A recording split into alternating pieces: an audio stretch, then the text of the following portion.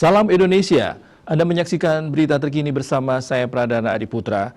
Pada Rabu 14 April 2021 di tengah perayaan Galungan oleh umat Hindu, tambahan kasus COVID-19 di Bali masih 3 digit, namun jumlahnya sudah turun dibandingkan sehari sebelumnya. 20 orang, sedangkan pasien sembuh ada di bawah 70 orang, sementara itu korban jiwa masih dilaporkan. Jumlahnya lebih sedikit dibandingkan sehari sebelumnya. Menurut data Satgas Penanganan COVID-19 Bali, jumlah kasus COVID-19 baru pada hari Galungan mencapai 121 orang. Kumulatif kasus COVID-19 yang ditangani Bali mencapai 42.326 orang. Pasien sembuh bertambah mencapai 69 orang, sehingga total pasien sembuh saat ini sebanyak 39.333 orang atau 92,93%. Korban jiwa masih bertambah. Jumlahnya mencapai 3 orang. Kumulatif korban jiwa COVID-19 mencapai 1.225 orang atau 2,89%.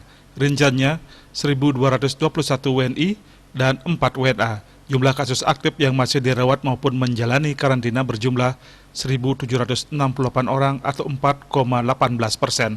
Mereka dirawat di 17 RS dan dikarantina di Bapelkesmas, UPT Nyitdah, Wisma Bima, dan BPK Pering. Diah Dewi Bali Pos melaporkan. Pemirsa, untuk mencegah penyebaran COVID-19, ingat pesan Ibu selalu terapkan 3M, wajib memakai masker, wajib mencuci tangan, dan wajib menjaga jarak, serta wajib menghindari kerumunan.